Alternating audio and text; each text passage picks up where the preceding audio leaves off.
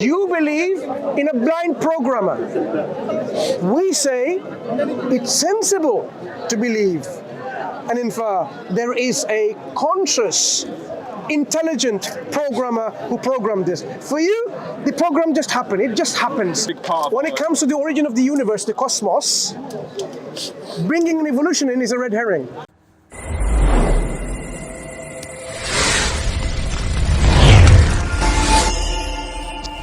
Telling you that this is a human talking to you. Okay, so now this is automatic. Brain is processing this. And another kind of processing is that we use our intellect, the mathematical kind of thing, in external notebook. You know. Yeah. So kind-wise, the same same manner we argue with reasoning. That's called philosophy. So we take certain observation. Philosophy is that step is a branch of science and a theoretical science which try to make sense out of the observation. So we put meaning to something happening. So some effect. So like you are seeing the light, sound coming from this structure, and you are putting a meaning like human, that you talk to human, right? Like you have preconception, you have pre-memory that how a human looks like, how it talks, what is its effect. Okay, so and then you identify that whether this bunch of atom is an intelligent collection or its effect is intelligent or not.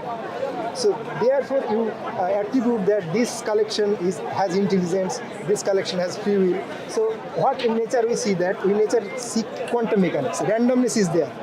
So how do you know that I have free will? Because you cannot predict certain things, what I going to choose. I'm sorry? How do I know? How do you know that I have free will? You see that? Here? Free will. Oh, free will. Sorry, how do you know? You analyze my works and nature of works. How do we work? You cannot predict certain things. And how do you infer that I have intelligence? You see that some my works have meaning to you. And some planning is there.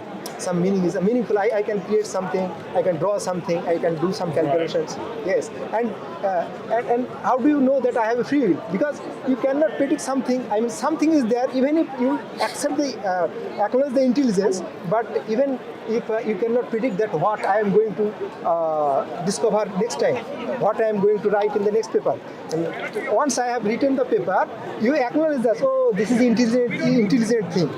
Yes, but before that there is a randomness. There is a unpredictability. So unpredictability with intelligence. So nature has quantum mechanics. Unpredictability. Do you agree with that? Unpredictability with intelligence? Yes. So there is a certain level of unpredictability, but that unpredictability is also enforced by this ability. Ability is behind there. So whatever so whatever I have said, that even if you toss the coin, you need some energy to make this event. Whether this event is random or regular, that is another thing. But you have to acknowledge that there is certain ability behind that first. Is it random though? When you toss using the coin example, is that random? So the result is random. That is classical. That is classical. The direction, the angle. Yes. Yeah, it's not random. You can make predictions somewhere, but quantum mechanics nails everything. So there you cannot be you cannot be 100% certain about the final outcome. But you can draw some probability range, probability range about that. So do you agree with him there was nothing and then something came from nothing? No.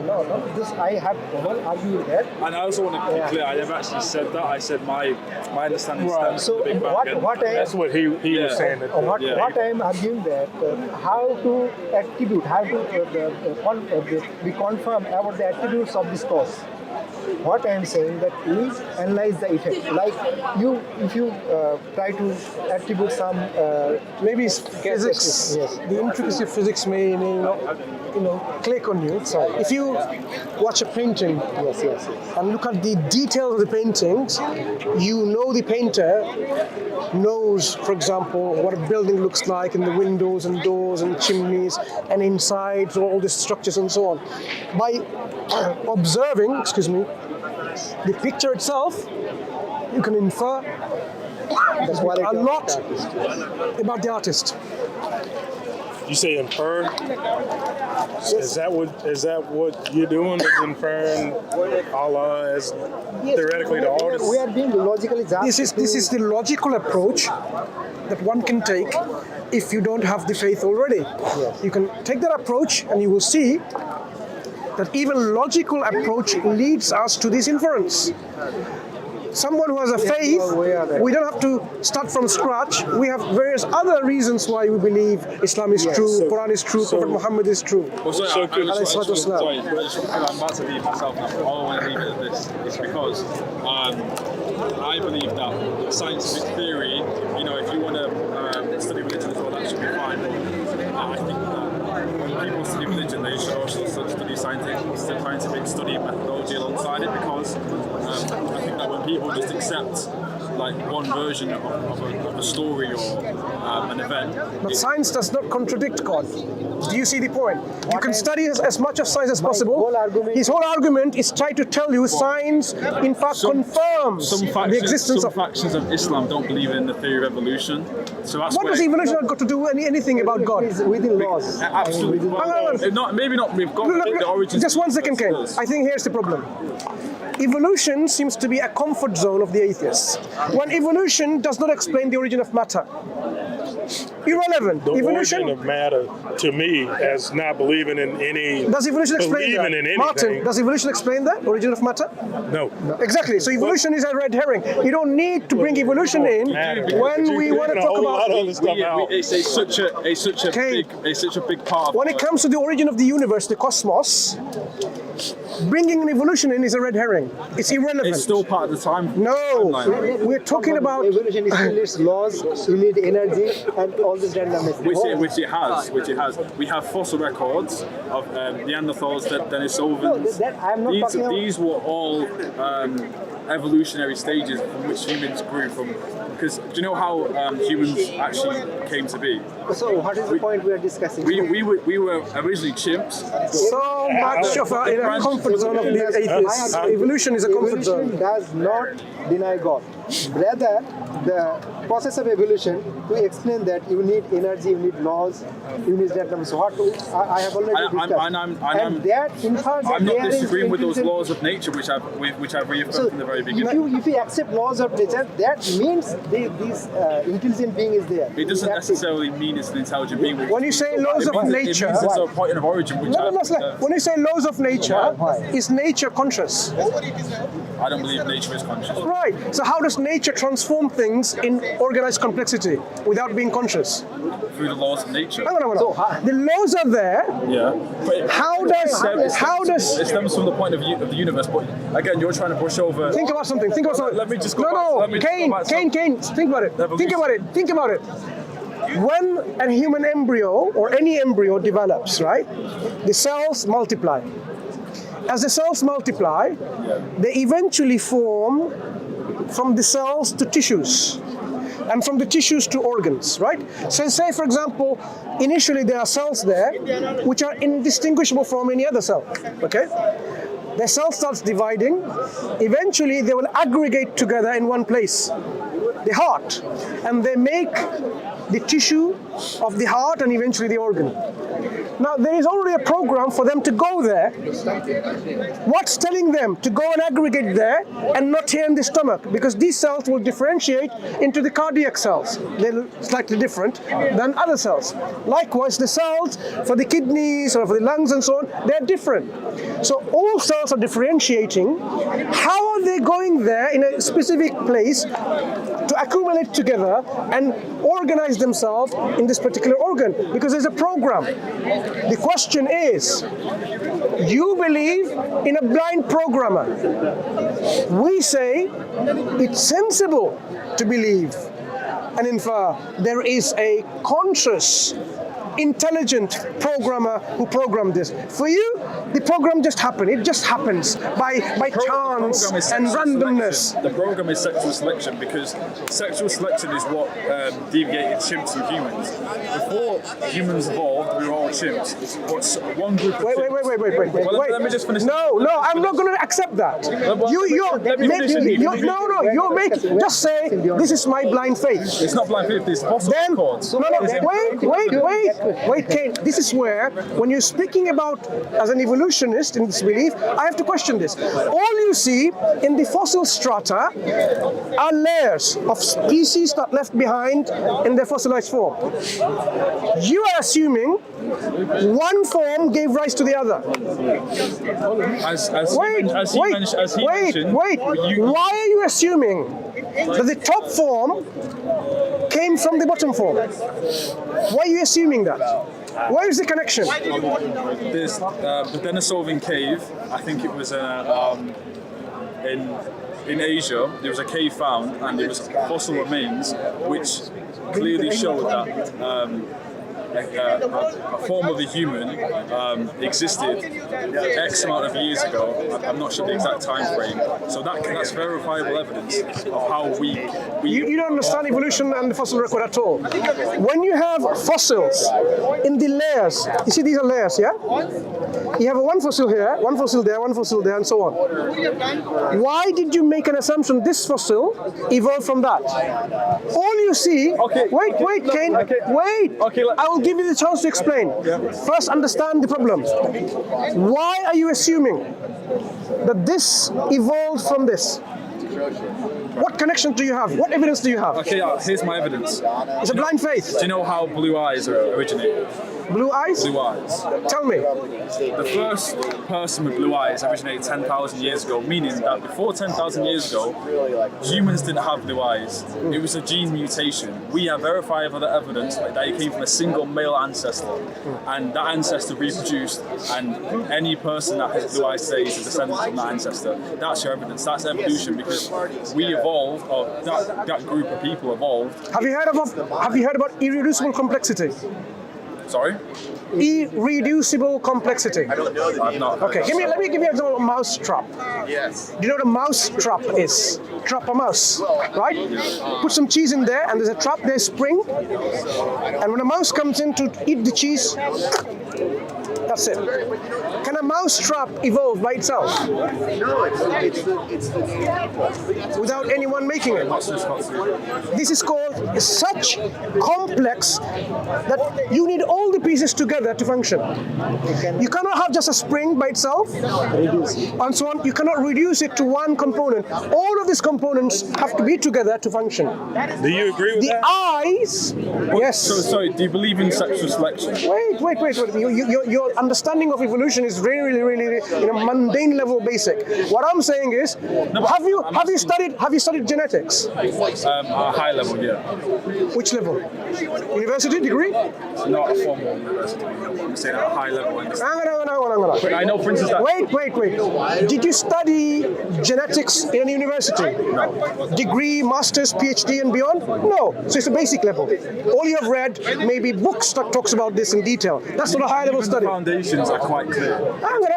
I studied genetics during my module in the university degree. But I'm not claiming I have knowledge about genetics, but I understand the mechanism. What I'm saying is, your knowledge comes from propaganda materials from evolutionists that you've read. You've seen their videos, you've read their material articles, you may have read some of the popular science books they produce. That's all, isn't it? Have I missed anything? There's also empirical evidence. You haven't done any experiment yourself. All you have read is by those propagandists, evolutionists, and they say, this is our experiments we have done, and that's what you've read. Have you really gone through the paper and understood that paper and the article? Have you gone on in your laboratory and verified that experiment? Verified the sources, yeah, from a... No. No. Have you done the experiment to verify it? You haven't? Good. So you're taken by blind faith. But I'm just asking you. So I answered your question. So, no, you haven't you have not answered my question. So now, when you have a level here, a fossil, and you have another fossil in here. Please be fair in this. Well, Look. I'm asking you a very simple question. You have a fossil here and a fossil there in the two layers. What's your evidence that this evolved from this one?